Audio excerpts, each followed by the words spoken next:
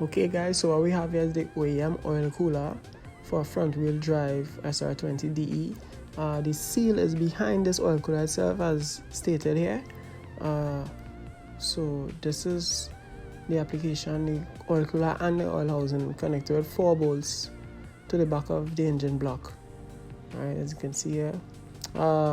So this will be the project we'll be undertaking today.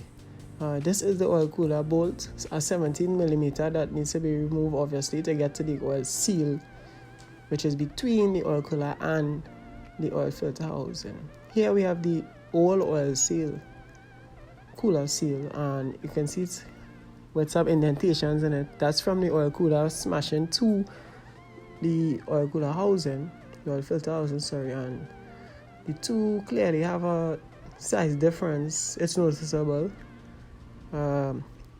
Guess it's enough to cause an oil leak. That's where we're having a leak. As you can see in this picture here, the size difference, right?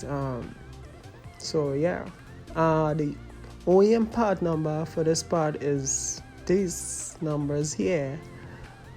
So any Nissan dealer, you should get it.